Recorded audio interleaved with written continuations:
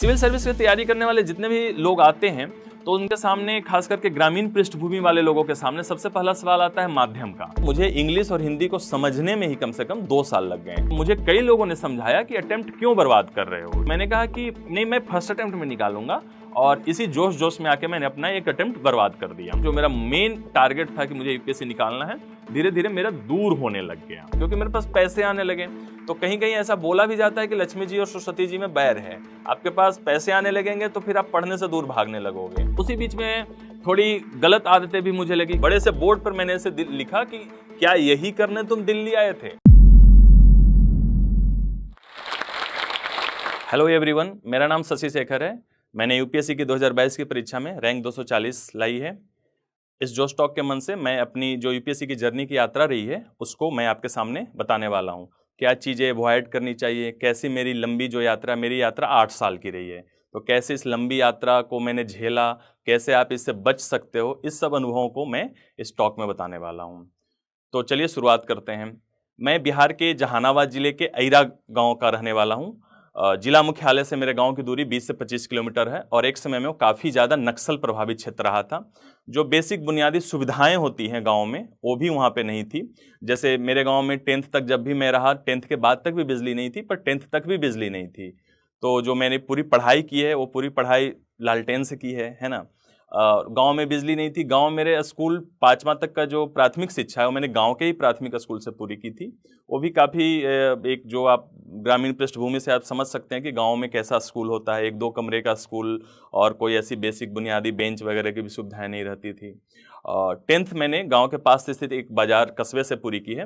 10th के बाद मैं पटना साइंस कॉलेज गया, और पटना साइंस कॉलेज से मैंने अपनी इंटर, ग्रेजुएशन और पोस्ट ग्रेजुएशन पूरी की है। फिजिक्स विषय में मैंने 2014 में अपनी पोस्ट ग्रेजुएशन पूरी की है। तो जब मैं 10th क्लास कंप्लीट करके 12th करने पटना साइंस कॉलेज गया, तो मेरा माध्यम हिंदी से इंग्लिश हो गया। तो हिंदी से इंग्लिश का जो यह ट्रांजिशन है माध्यम का, वह उतना मेरे लिए आसान नहीं रहा, क्योंकि 10th में मैं डिस्ट्रिक्ट टॉपर था। मुझे 80% नंबर आए थे, और बिहार सरकार की तरफ से मुझे 10-11 हज़ार का स्कॉलरशिप भी 2006 में मिला था। तो आप समझ सकते हैं कि 10th में मैंने कितनी अच्छी पढ़ाई की होगी। लेकिन जैसे मैं 12th में गया तो मेरा एकेडमिक गड़बड़ नहीं हुआ, बट लैंग्वेज का पार्ट गड़बड़ होने की वजह से मेरे मार्क्स घट के काफ़ी कम रह गए थे। मैं 2nd डिवीजन से अपना 12th पास किया था। तो मुझे इंग्लिश और हिंदी को समझने में ही कम से कम 2 साल लग गए। इंग्लिश मेरे लिए कितनी ज़्यादा हार्ड थी उसको आप एज ए इंसिडेंट ऐसा समझ सकते हो कि 2006 से 8 मेरी 12th पूरी हुई थी। तो उस 12th में एक इंग्लिश कंपलसरी का विषय होता था। तो इंग्लिश कंपलसरी के विषय को हमारी एक मैडम पढ़ाती थी। तो उन्होंने क्लास में मुझसे कुछ कहा, इंग्लिश में कुछ कहा, मैं चीज़ें समझ नहीं पाया, और मैंने कहा यस मैम। तो वो पूरी क्लास जो हंसी, उससे काफ़ी ज़्यादा एम्बैरस भी मुझे महसूस हुआ था। तो उस समय मैंने सोचा कि इंग्लिश मुझे धीरे धीरे इंप्रूव करनी है, और मैंने उस पार्ट पे काम किया। और 2008 जैसे ही मेरा 12th कंप्लीट हुआ तो मेरी इंग्लिश ठीक ठाक हो चुकी थी। 12th के बाद मैंने फिर ग्रेजुएशन 2009 से 12 किया। बीच में मैंने 1 साल का गैप लिया था आईआईटी की तैयारी करने के लिए, और मुझे आईआईटी निकालना था। तो आईआईटी खैर मेरा नहीं हुआ। कि जब मेरा आईआईटी नहीं हुआ था तो मैंने सोचा था कि इससे भी ज़्यादा हार्ड एग्जाम निकालूंगा। तो मैं अपने दोस्तों से ऐसे हंसी मजाक में किया था कि इससे ज़्यादा हार्ड एग्जाम आईएएस का है, तो आईएएस निकालूंगा और उसमें सक्सेसफुल होऊंगा। मुझे आईएएस का कुछ भी नहीं पता था। मैंने निजी तौर पे भी कोई यूपीएससी सेलेक्टेड व्यक्ति से ना तो कभी मिला था, दूर से भी नहीं देखा था। इनफैक्ट पीसीएस सेलेक्टेड भी किसी एस्पिरेंट या किसी भी ऐसे सक्सेसफुल पर्सन से नहीं मिला था। तो उसके बाद मैंने 2009 से 12 जब ग्रेजुएशन पूरी की फिजिक्स विषय से, और सारी इंग्लिश में हुई, और 12 से 14 मैंने मास्टर्स कंप्लीट करी फिजिक्स से। इस बीच में 2 फैक्टर्स ऐसे रहे कि 2012 के बाद मैं तैयारी करने नहीं आया। पहले फैक्टर ये रहा कि मुझे फिजिक्स पढ़ने में आनंद आ रहा था, और दूसरा फैक्टर यह रहा कि चूंकि मेरी दीदी की शादी हुई थी 12-13 में, तो पापा के पास पैसों की थोड़ी तंगी थी, आर्थिक तंगी थी। तो उस वजह से वो दिल्ली आकर मुझे कोई कोचिंग वगैरह या दिल्ली में रहना भी अफोर्ड नहीं कर सकते थे। चूंकि मेरे पापा एक ग्रामीण डाक सेवक थे, इंडियन पोस्टल डिपार्टमेंट का एक सबसे निचले स्तर का एक पोस्ट होता है, जिसको ग्रुप डी का भी पोस्ट नहीं माना जाता है। उन्हें वेतन मान भी नहीं दिया जाता है। उन्हें, मुझे याद है कि जब मैं 10th कर रहा था तो लगभग 2500 से 3000 रुपए पर मंथ उन्हें मिला करते थे। तो उस समय वो अफोर्ड नहीं कर सकते थे कि किसी को दिल्ली में रह के उसको खर्च वगैरह दे सकें। लेकिन इसी बीच में जब मैं पटना साइंस कॉलेज जाया करता था, मैं पटना में हनुमान नगर में रहता था, तो हनुमान नगर से पटना साइंस कॉलेज जाया करता था, तो एक दिनकर चौक पड़ता है। दिनकर चौक से थोड़ा सा आगे एक महाराणा प्रताप भवन है, उसके बगल में एक आईएएस का घर था, और बहुत बड़ा कूड़े का एक ढेर लगा हुआ। कई बार मेरे मन में ऐसे थॉट आया करते थे कि यहाँ पर किसी अधिकारी का घर है और यहाँ पे कूड़े का ढेर है। तो अगर कोई भी ब्यूरोक्रेसी का आदमी अपने पर्सनल कैपेसिटी से भी चीजों को सही नहीं कर रहा है, या अगर वो कर पाएगा तो कितना बड़ा इफेक्ट पड़ेगा सोसाइटी पे। तो मेरा एक पर्सनल वहां से आया कि ब्यूरोक्रेसी में मुझे क्यों जाना चाहिए। हालांकि उसके और भी ग्रेटर गोल्स थे, जैसे मैं पेपर बहुत पहले पढ़ा करता था, तो मेरे घर में काफी पहले से न्यूज़पेपर आया करता था। प्रभात खबर एक अखबार, बिहार में ग्रामीण क्षेत्रों में उसकी अवेलेबिलिटी प्रभात खबर और आज दोनों की थी, तो पेपर आया करता, मैं पेपर पढ़ा करता था।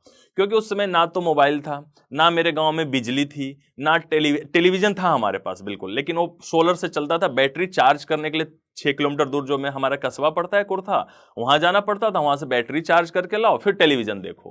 तो करने को कुछ होता नहीं था, तो मैं पेपर पढ़ने के प्रति धीरे धीरे मेरा इंटरेस्ट उसमें बढ़ने लगा। तो जब मैं पेपर पढ़ता था तो धीरे धीरे समझ विकसित चालू होनी हुई। तो जब मैं वो कूड़े को ढेर को देखा करता था कॉलेज जाते समय, तो मुझे लगा कि यार ब्यूरोक्रेसी में जाके अगर मैं कूड़े को ढेर को नहीं सही कर पा रहा हूं, तो इतने बड़े भारत में भारत देश चल कैसे रहा है, कैसे इतने सारे हमारी इकोनॉमी ग्रो कर रही है, इतने बड़े देश को, डाइवर्स देश को हम लोग कैसे संभाल कर रखे हुए हैं। तो कहीं ना कहीं ब्यूरोक्रेसी ही इस रोल को अदा कर रही है। तो उसी बीच में मैंने फिर धीरे धीरे कुछ ब्यूरोक्रेट्स के पढ़ना स्टार्ट किए। तो मैंने देखा कि ब्यूरोक्रेसी में जाने से, जो इंडियन सिविल सर्विसेज है उसमें जाने से, जो आपको एक इतना बड़ा कैनवस मिलता है, वर्किंग कैनवस, वो दुनिया के किसी भी सर्विसेज में आपको नहीं मिल सकता है। तो भारत जितना एक डाइवर्स कंट्री है, साथ ही साथ भारत एक गांवों का देश है। आप देखोगे भारत में 5 लाख 6 लाख गांव हैं, और मैं भी उसी एक छोटे से गांव से आया था। मेरे गांव में जाने के लिए पक्की सड़क नहीं थी, जैसा मैंने कहा इलेक्ट्रिसिटी नहीं थी। मैं वहां से आके पटना आया, पटना में मैंने चीजें देखी। पटना में मैंने पहली बार इलेक्ट्रिसिटी का आनंद लिया, पहली बार मेरे कमरे में पंखा आया, और साथ ही साथ मैं पटना फ्लाईओवर पहली बार जीवन में मैंने पटना में देखा। तो ऐसी चीजें मैं ऑब्जर्व कर रहा था कि कैसे गांव और शहर के बीच में कैसा गैप है, और उस गैप को दूर करने के लिए सरकार क्या काम कर रही है, और साथ ही साथ जो ब्यूरोक्रेट हो कैसा रोल अदा कर रहे हैं। तो मेरा पहले जो बीच में फिजिक्स की तरफ गोल हुआ था कि मैं फिजिक्स में काम करता हूं, इंटरेस्ट लग रहा था, तो मेरा वो गोल धीरे धीरे डाइवर्ट होकर पब्लिक सर्विस की तरफ आया, और 2014 में मैं सिविल सर्विस की तैयारी करने के लिए दिल्ली आया। जब मैंने कोचिंग लेने की सोची तो घर में उतने पैसे थे नहीं, आर्थिक तौर पे पापा की सैलरी बढ़ी थी पर उतनी ज्यादा भी नहीं थी कि मुझे महंगे कोचिंग दे सके। तो कुछ खेत थे, खेत भी लिमिटेड थे, जैसा मैंने कहा कि 3-3.5 बीघे के आसपास पापा के हिस्से में खेत पड़ता है। तो उन्होंने कुछ खेत बेचे, और चूंकि मैं घर का एक बड़ा बेटा था, उन्होंने कहा कि ठीक है जाओ तुम पढ़ाई करो, और कोशिश करो कि 1 से 1.5 साल में चीजें अच्छे से इंक्लूड कर लो, निकाल लो। सिविल सर्विस की तैयारी करने वाले जितने भी लोग आते हैं, तो उनके सामने, खास करके ग्रामीण पृष्ठभूमि वाले लोगों के सामने, सबसे पहला सवाल आता है माध्यम का। तो मैंने इंग्लिश माध्यम चुना, क्योंकि मेरा लगभग 6-7 साल लगातार 8 साल इंग्लिश में हुआ था, सारा का सारा 10+2 ग्रेजुएशन और मास्टर्स। लेकिन जैसे ही मैंने इंग्लिश चुना, मैंने अपने आंसर्स दिखाए कुछ लोगों को, सीनियर्स को दिखाए, मैंने कुछ जगह जाकर जो तैयारी कर रहे थे उनको दिखाया उन्होंने। तो उन्होंने कहा कि ये इंग्लिश आपकी साइंस के लिए सही हो सकती है, पर एज ए इंग्लिश लैंग्वेज में उतनी धार नहीं है इसमें, तो आप कुछ आंसर हिंदी में लिखो। तो जब मैंने हिंदी में चीज़ों को लिखा तो उन्होंने काफ़ी अप्रिशिएट कुछ लोगों ने किया, तो वहां से मैंने माध्यम हिंदी ले लिया। मुझे डर बिल्कुल भी नहीं लगा था उसमें कि मैं हिंदी में ले रहा हूं, हिंदी में सिलेक्शन होगा या नहीं होगा। साथ ही साथ यहाँ पर एक ट्रेजिक इवेंट मेरे साथ घटित हुआ, क्योंकि जब मैं तैयारी करने आया था तो उसमें सीसेट ऐड हुआ करता था। 2014 में मैं आया था, और 2014 में जीएस प्लस सीसेट दोनों का प्रीलिम्स में मार्क्स ऐड होता था, और चूंकि मैं साइंस बैकग्राउंड से था तो मेरा सीसेट काफी ज्यादा अच्छा था। मुझे लगा कि मैं 160-170 नंबर तो सीसेट में आराम से ले आऊंगा, और जीएस में मुझे लगा कि 70-80 नंबर भी आएगा तो मैं कट ऑफ आराम से क्लियर कर लूंगा। मैं सोचा ही नहीं था कि मेरा प्रीलिम्स कभी नहीं होगा, क्योंकि मेरा सीसेट काफी अच्छा था। और हाईएस्ट कट ऑफ जो गया है जब से सीसेट इंक्लूड हुआ था 2010 के बाद से, तो 240 गया था। तो मैं ऐसे ही इन था प्रीलिम्स में, तो मुझे लगा कि मुझे बस मेंस पे फोकस करना चाहिए, प्रीलिम्स तो मेरा ऐसे ही हो जाएगा। तो पहला, और साथ ही साथ मैंने 2014 में यहाँ पे अटेम्प्ट दे दिया। उस समय 4 ही अटेम्प्ट जनरल को मिला करते थे, मैं जनरल कैटेगरी से हूं। तो मुझे कई लोगों ने समझाया कि अटेम्प्ट क्यों बर्बाद कर रहे हो, जब 4 ही अटेम्प्ट मिल रहे हैं और आप प्रिपेयर हो नहीं तो क्यों। तो मैंने कहा कि नहीं, मैं फर्स्ट अटेम्प्ट में निकालूंगा, और इसी जोश जोश में आके मैंने अपना एक अटेम्प्ट बर्बाद कर दिया। तो जैसे ही 2015 का यूपीएससी का नोटिफिकेशन आया, यूपीएससी ने उसमें जो सीसेट वाला पार्ट है उसको क्वालिफाइंग नेचर का कर दिया, कि उसके नंबर ऐड नहीं होंगे, आपको उसमें सर्टेन नंबर 67 नंबर लाने हैं 200 में, बट नंबर उसके कट ऑफ में ऐड नहीं होंगे, कट ऑफ सिर्फ जीएस पेपर 1 पे होगा। और मेरा पूरा प्रीलिम्स निकालने का जो स्ट्रेटजी रणनीति था वो था कि सीसेट में 160-70 नंबर लाने हैं, और जीएस में 60-70 नंबर भी आ गया तो मैं काफी आगे हूं कट ऑफ से।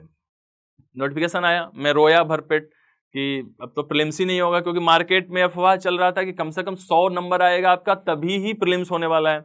मैंने तो टारगेट ही 60-70 नंबर का रखा था, सामने एग्जाम के 2 से 3 महीने बचे हुए थे। तो हालांकि 1-2 दिन मुझे संभलने में लगा इस शौक को, लेकिन मैं चूंकि तैयारी काफी अच्छे से कर रहा था मेंस की, तो मैंने तैयारी के स्ट्रेटजी को चेंज किया, थोड़ा प्री ओरिएंटेड में हुआ और मैंने फुल जोर लगा दिया, कोशिश की कि मेरा प्रीलिम्स हो जाए। खैर 2 से 3 नंबर से मेरा प्रीलिम्स 2015 वाला भी रुक गया। तो ऐसे करके उस सीसेट वाले शौक की वजह से मैं एक अटेम्प्ट और मेरा बर्बाद हुआ, 2 अटेम्प्ट ऐसे मेरे बर्बाद हो गए। अगले साल मैं पूरा फिर प्रीलिम्स और मेंस दोनों की अच्छे से तैयारी करने लगा। तो ऐसे तैयारी करते करते फाइनल, जैसे मैं कहा कि 4 अटेम्प्ट में लगातार दिया, 2014, 15, 16, 17। 17 में मैंने लास्ट अटेम्प्ट दिया। उस अटेम्प्ट में भी मेरी कई सारी खामियां रही, जैसे उसमें, और थ्रू आउट मेरा जियोग्राफी ऑप्शनल रहा है, हिंदी माध्यम में मैं जियोग्राफी लिख रहा था, तो जियोग्राफी में नंबर्स कम आ रहे थे। जैसे मैं इसको एक एग्जांपल से समझाता हूं। आपने ऑक्सबाउ लेक पढ़ा है, तो ऑक्सबाउ लेक को हिंदी में गोखुर झील कहते हैं। तो मुझे लगता था कि अब हिंदी माध्यम का था, पूरी तरीके से हिंदी वर्ड यूज करता था, सारी की सारी चीजें। देवनागरी लिपि में हिंदी भाषा लिखता था, कई सारे लोग देवनागरी लिपि में इंग्लिश भाषा लिखते हैं, अब कई लोग उसको ऑक्सबाउ लेक लिख देते हैं, चलेगा। तो बीच में जियोग्राफी में हिंदी माध्यम से लोगों के कम नंबर आ रहे थे, ऐसा कोई रूल नहीं है, बट ऐसा आ रहा था, मुझे पर्सनली मेरा नंबर कम आ रहा था। तो उस साल भी मेरे ऑप्शनल में काफी कम नंबर रहे 2017 में, इस वजह से मेरा मेंस नहीं हुआ। तो 2017 तक मैंने पहले भी सोचा था तैयारी करते समय, चूंकि जनरल का 4 ही अटेम्प्ट हुआ करता था, 4 अटेम्प्ट मैंने पूरा दे दिया, 14, 15, 16, 17। तो मैंने सोचा कि अब तैयारी को थोड़ा विराम देते हैं, कुछ और जीवन के अदर क्षेत्रों को एक्सप्लोर करते हैं, कुछ पैसे वगैरह की भी दिक्कत चल रही थी। तो दिल्ली में अब कई दिनों तक पापा से पैसे ले नहीं सकते थे, तो बीच में पापा से पैसे लेना बंद किया और अपना फिर यहाँ दिल्ली में सरवाइव करने के तरीके ढूंढे, बच्चों के कोचिंग्स पढ़ाए। जैसे कि मेरा 12th में फिजिक्स रहा, मास्टर्स मैंने फिजिक्स से किया, तो फिजिक्स मेरा काफी अच्छा था, तो मैं 12th के बच्चों को फिजिक्स होम ट्यूशन जाकर घर घर दिया करता था। उसी बीच में थोड़ी गलत आदतें भी मुझे लगी, घूमने फिरने की आदत मुझे काफी लग गई, तो मैं कहीं ना कहीं पैसे कुछ कमाता था, फिर घूमने फिरने में लग जाता था। पहले तो दिल्ली पूरा घूमा, दिल्ली से बाहर घूमने चला गया, तो पैसे कमाना घूमना, इस चक्कर में 1 आध साल ऐसे चला गया। तो तैयारी को मेरा जो मोटिवेशन का फैक्टर था एक समय के बाद लो होने लगा था, तैयारी से मैं 5-6 महीना दूर भी हो गया। तो उस प्रक्रिया में मैं इनफैक्ट बीच में 1-2 बार ऐसा भी हुआ कि सोचा कि छोड़ देते हैं इसको, ये करने नहीं आए थे, क्योंकि 2014 जब अटेम्प्ट नया पैटर्न पे हुआ था, तो आपको यूपीएससी ने 2 अटेम्प्ट एक्स्ट्रा दिए थे। अब जनरल को जो पहले 4 अटेम्प्ट हुआ करते थे, वो 6 अटेम्प्ट होने लग गए थे 2015 के बाद से। तो मेरे पास स्टिल 2 अटेम्प्ट था, और उम्र जो था, उम्र 26 साल पहले हुआ करती थी 2014 से पहले, उसको उनको 2015 के बाद उन्होंने 32 साल कर दिया।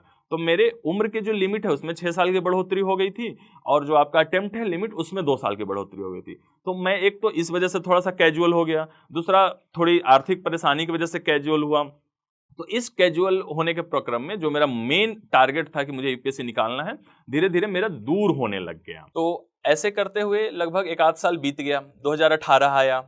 2018 के आसपास चल रहा था जब मैं एग्जाम से थोड़ा दूर जा चुका था, लेकिन धीरे धीरे कुछ अच्छे मेंटर्स और जो अच्छे कलीग्स, अच्छे दोस्त कह लीजिए, जो साथ में थे, उनका मुझे बार बार प्रेशर आता था। जब भी मिलते थे तो लोग पूछते थे कि आप क्या करने दिल्ली आए थे, क्या यही करने दिल्ली आए थे कि कुछ पैसे कमा लो, यहाँ सरवाइव कर लो, घूमो फिरो, मौज करो, ये करने दिल्ली आए थे। तो वो एक नैतिक दबाव पड़ा करता था। तो वो बार बार जब आपको 2-3 लोग जब ऐसा सुनाते हैं, तब आपको अपने गोल्स के प्रति फिर से प्यार आने लगता है। मैं 18 में ट्रैक पे नहीं आया, 19 में मैं धीरे धीरे ट्रैक पे आने लगा, लेकिन चूंकि आर्थिक समस्याएं काफी ज्यादा आ चुकी थी, तो मैंने फिर बीच में काम करना स्टार्ट किया। मैंने विजन आईएएस ज्वाइन किया एज अ एकेडमिक एसोसिएट और एज अ मेंटरिंग टीम में, क्योंकि मेरे पास अनुभव था। तो मैंने उसको ज्वाइन करके अपनी आर्थिक स्थिति सुधारने लगा। यहाँ पर मैं फिर बीच में भटकने लगा, क्योंकि मेरे पास पैसे आने लगे। तो कहीं कहीं ऐसा बोला भी जाता है कि लक्ष्मी जी और सरस्वती जी में बैर है, आपके पास पैसे आने लगेंगे तो फिर आप पढ़ने से दूर भागने लगोगे, है ना। हालांकि पूरी तरीके से सच नहीं है, लेकिन मेरे केस में सच हो रहा था, क्योंकि मैं फिर धीरे धीरे पढ़ाई से भाग रहा था। यूपीएससी की तैयारी करते समय आपको 1 से 1.5 साल तपस्वी जैसा जीवन जीना पड़ता है। आपको डेडिकेशन, डिसिप्लिन, डिलीजेंस के साथ जीवन जीना पड़ता है। ऐसा नहीं कि 1 महीना तैयारी करो, 1 महीना छोड़ दिया, 10 दिन पढ़ो, 5 दिन छोड़ दिया। ये पूरा 1 से 1.5 साल एकदम डिसिप्लिन हो से पढ़िए, तभी आपका एग्जाम निकलेगा। और मैं वो डिसिप्लिन में नहीं हो पा रहा था। तो इसी प्रक्रिया में 19-20 गया, लॉकडाउन आया। लॉकडाउन में मुझे पास पढ़ने की काफी अपॉर्चुनिटी थी। तो धीरे धीरे ऐसे करके समय बीत रहा था, और जितना ज्यादा समय बीतेगा उतना ज्यादा आपके अंदर की जो आग होती है ना, वो धीरे धीरे मध्यम पड़ने लग जाती है। धीरे धीरे दो चार जो लोग बोल रहे होते हैं वो भी बोलना धीरे धीरे छोड़ देंगे कि प्रतिदिन बोल रहे हैं, क्या पता गुस्सा हो जाए क्या, या फिर आप हो सकता है इरिटेट हो जाओ। घर परिवार के लोग भी हो सकता है। हालांकि पापा मम्मी ने मेरे ऊपर ऑलवेज कॉन्फिडेंस बनाए रखा। उनका कहना था कि तुम जो भी कर रहे हो सही कर रहे हो, तुम्हारा अपना डिसीजन था कि सिविल सर्विसेज की तैयारी करनी है, तुम गए सिविल सर्विसेज की तैयारी करने। तो उन्होंने कभी भी फोर्स नहीं किया, ऑलवेज मुझे मोटिवेट किया, समर्थन दिया कि तुम जो भी करोगे जीवन में अच्छा करोगे, पर डिसाइड कर लो कि क्या करना है, भटकाव नहीं रखना है इधर से उधर। तो मैंने फिर से जो 5 साल का गैप 2017 और 2021, 4 साल हो गया, 4 साल 5 साल कंप्लीट हो गया। तो इस 5 साल के गैप के बाद मैंने फिर से जीरो से स्टार्ट करना प्रारंभ किया। काफी ज्यादा चैलेंजेज आए, मुझे ऑप्शनल चूज करना था। मैंने पहले जैसा बताया ज्योग्राफी मेरा था हिंदी माध्यम में, नंबर्स पहले के अटेम्प्ट्स में कम आए थे। तो फिर मैंने ऑप्शनल डिसाइड करने का सोचा कि क्या लूं। मैं PSIR सब्जेक्ट लिया, political science and international relation. तो हिंदी माध्यम में लेते समय ही मेरे कई सारे जो सिलेक्टेड जो दोस्त थे, सीनियर्स थे, कुछ लोग जो मेंस इंटरव्यू दे रहे थे, उन्होंने कहा कि क्यों अपने पैर पे कुल्हाड़ी मार रहे हो, हिंदी माध्यम से अदर सब्जेक्ट्स में लोग पास ही नहीं होते, पार्टिकुलर एक दो सब्जेक्ट्स का ही एक हवा है हिंदी माध्यम में, इसी से ही पास होना है। तो लेते समय लोगों ने डराया। तो मैंने अपना यूपीएससी का एनुअल रिपोर्ट देखा, मुझे लगा कि नहीं ये सब्जेक्ट मुझे अच्छा लगता है। यूपीएससी जो चयन करते हैं उसमें टॉपर्स बताते हैं कि इंटरेस्ट होना चाहिए, अवेलेबिलिटी होनी चाहिए रिसोर्सेज की, और सबसे इंपॉर्टेंट बात कि आप उसमें समझ सको चीजों को। तो मुझे तीनों क्राइटेरिया पे PSIR अच्छा लगा था, मैंने PSIR लिया, और मुझे इनफैक्ट अच्छे मार्क्स भी आए इस बार के। मेरा PSIR पहला बार मैंने पढ़ा जीवन में, और उससे पहला अटेम्प्ट मैंने दिया PSIR से, मेरे 272 273 नंबर आए हैं, तो डिसेंट नंबर है। तो मैंने ऑप्शनल बदला, उसकी जीरो से तैयारी प्रारंभ की। तो 22 का अटेम्प्ट मैंने ऐसे स्टार्ट किया, ऑप्शनल ऐसे स्टार्ट किया। मेंस में मैंने अच्छे खासे टेस्ट लिखे, थोड़े कम रह गए टारगेट से, लेकिन फिर भी मैंने 14-15 टेस्ट लिखे। तो मेरे इंटरव्यू में अच्छे मार्क्स आए, 176 नंबर है। मैं उसको और ज्यादा ले जा सकता था, 200 तक ले जा सकता था, अगर मैं अपने सब्जेक्ट्स के जानकारी में रखता। मैं फिजिक्स से जुड़े हुए सवालों का अच्छा आंसर्स नहीं दे पाया था। तो इस प्रकार आते हुए मेरे मेंस में 800 नंबर आए, इंटरव्यू में 176 नंबर है, और इसी प्रकार मेरा रैंक 240 आया। इस 2022 के अटेम्प्ट में जो मैंने चैलेंजेस फेस किए, उसको मैंने हर एक जो चैलेंज आता था उसको एक छोटे से पेज पे लिख के अपने कमरे में सामने स्टडी टेबल के सामने चिपका देता था। जैसे मुझे लगा, मैं एक एग्जांपल से बताता हूं, जैसे मेरा हेल्थ बीच में खराब होने लगा, मैं बाहर की चीजें ज्यादा खाने लगा था, तो मुझे हेल्थ सुधारना था, तो मैंने लिख दिया कमरे में मुझे कचौड़ी पकौड़ी नहीं खानी है, तो मैंने लिख दिया बाकायदा। मुझे था कि आज 2 दिन में मुझे ये चीज कंप्लीट करनी है, तो मैंने उससे लिखा। तो इंपॉर्टेंट बात यह है कि आपके आंखों के सामने चीजें रहनी चाहिए। जैसे आपको मेंटर्स ने मुझे दबाव दिया, दोस्तों ने दबाव दिया कि क्या करने दिल्ली आए थे, तो मैंने उसको भी लिखा, बड़े से बोर्ड पर मैंने ऐसे लिखा कि क्या यही करने तुम दिल्ली आए थे, क्वेश्चन मार्क। तो ऐसा करके मैंने चीजों को लिखा कि जो मुझे अंदर से सर महसूस हो कि क्या कर रहे हो, क्या करने आए थे, कैसे आगे बढ़ना है, उसको भी लिखा मैंने कि कल यह करना है, परसों यह करना है। तो इस प्रकार से छोटे छोटे गोल्स को मैंने लिखा, एक एक स्टेप आगे बढ़ने को लिखा, क्योंकि जब तक आप एक स्टेप आगे का अच्छे से उस स्टेप को टिका के नहीं रखोगे तो अगला स्टेप आप बढ़ नहीं सकते हो। तो छोटे छोटे गोल्स रखें, छोटे छोटे स्टेप बनाएं, उस स्टेप को फॉलो किया, उस स्टेप को फॉलो करते हुए अगले स्टेप की तरफ बढ़ा, और ऐसे करके मेरा ये जो लंबा सा सफर रहा, उस सफर को फिर मैंने धीरे धीरे उस ऊंचाई पर लाकर समाप्त किया। तो यहां पर मैं बस यही कहना चाहूंगा अंत में कि कॉन्फिडेंस रखिए अपने गोल्स पे। अगर आप जो चीज करना चाहते हैं उसको करने के प्रति अपने अंदर समर्पण रखिए, और मोटिवेट रहिए, पॉजिटिव पीपुल्स के साथ रहिए। निगेटिव पीपुल का सीधे नंबर ब्लॉक कर दीजिए, डिलीट मार दीजिए, रखना ही नहीं है उसका नंबर। पॉजिटिव लोगों से टॉक कीजिए। अगर पॉजिटिव लोग हैं तो हम नहीं बात करेंगे। आज यूट्यूब का जमाना है, हम टॉपर्स टॉक सुनेंगे, अलग अलग जैसे जोश टॉक है, इस पे सुनेंगे। टॉपर्स टॉक सुनिए, लोगों का टॉक सुना कीजिए, पॉडकास्ट सुना कीजिए, महसूस कीजिए कि वो मेरे सामने है। आप भले इसकी वजह से आपके सामने 2 ही 3 लोग रह जाएंगे आपके अगल बगल, बहुत सारे लोग आपसे दूर भाग जाएंगे, प्रक्रिया में लोग इधर उधर चले जाएंगे, कोई दिक्कत की बात नहीं। जब एक बार सक्सेसफुल हो जाते हैं, मेरा जिस दिन रिजल्ट आया, मैं पहले 10 मिनट तक भरपेट रोया कि फाइनली आई डिड इट। कमरे में भी चिल्लाया, पापा को फोन किया, पापा को लगा कि शायद नहीं हुआ इसलिए रो रहा है क्या, लेकिन हुआ। ऐसे ऐसे लोगों के कॉल्स आए, नंबर ढूंढ ढूंढ के कि क्या बताऊं, 250-300 कॉल्स आए, क्योंकि 8 साल में किसी को विश्वास रह नहीं गया था कि ये कर लेगा। सबको लगता था कि नालायक है, दिल्ली जाके अपना समय बर्बाद कर रहा है, पैसा बर्बाद कर रहा है। हालांकि मैं पैसे लेता नहीं था, लेकिन लोग समय बर्बाद कर रहा है, पैसा बर्बाद कर रहा है, इससे कुछ नहीं होने वाला है। वो सारे लोगों के कॉल्स आए। तो रखिए वही 2-3 पॉजिटिव पीपल जो आपके साथ में हैं, अपने गोल्स को मोटिवेट करेंगे आपको। जो निगेटिव पीपल्स हैं वो बाद में भी कॉल करेंगे आपको, है ना। तो ऐसे गोल्स की तरफ बढ़िए, इतना लंबा समय आपको नहीं लगेगा इन गलतियों से अगर आप सीखेंगे तो। अंत में जोश टॉक यूपीएससी की टीम की तरफ से एक मैसेज है जो हो सकता है कि आपकी तैयारी में काफी हेल्पफुल साबित हो, तो आप प्लीज इसे जरूर आगे देखिएगा। Thank you. हेलो एस्पिरेंट्स, हम में से बहुतों का सपना है आईएएस ऑफिसर बनने का, लेकिन ये जर्नी बहुत महंगी है और इसीलिए बहुत सारे एस्पिरेंट्स ने हमें रिक्वेस्ट किया कि क्या जोश एस्पिरेंट्स को हेल्प कर सकते हैं फाइनेंशियली उनकी जर्नी में।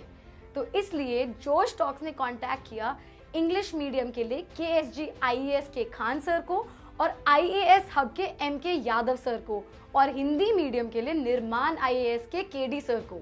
आपने शायद नाम तो सुना ही होगा। Khan sir, M K Yadav sir और केडी सर तीनों यूपीएससी के बहुत ही फेमस टीचर्स हैं जो दिल्ली में ऑफलाइन और ऑनलाइन दोनों पढ़ाते हैं। तो हमने तीनों सर को कांटेक्ट किया और रिक्वेस्ट किया कि जोश की फैमिली के लिए अगर वो एक बहुत ही बड़ी स्कॉलरशिप दे पाए, क्योंकि अब 24 में जो भी अटेम्प्ट देना चाहते हैं उनके लिए तैयारी करने का टाइम आ गया है। हमें बहुत ही खुशी है कि तीनों सर ने जोश की टीम को इसमें सपोर्ट किया है। जोश की फैमिली के लिए तीनों सर हमें स्कॉलरशिप प्रोवाइड करेंगे, यानी कि वही क्वालिटी एजुकेशन जिसकी फीस लाखों में जाती है अब हम अफोर्ड कर पाएंगे। जोश फैमिली की ये स्कॉलरशिप पाने के लिए हम नीचे दिए गूगल फॉर्म को फिल कर सकते हैं। जब आपको कॉल आए तो प्लीज मेंशन करना मत भूलना कि आप जोश फैमिली के पार्ट हैं, ताकि आपको ये स्कॉलरशिप मिल पाए। जोश टॉक्स एक बड़े भाई की तरह है, हर वक्त हम सबको जिंदगी में आगे ले जाने के प्रयास में लगा रहेगा। आप जाके बस अपना 100% दीजिए, एक भी दिन जाया ना होने दे। बाकी जोश के हाथ में। जय हिंद।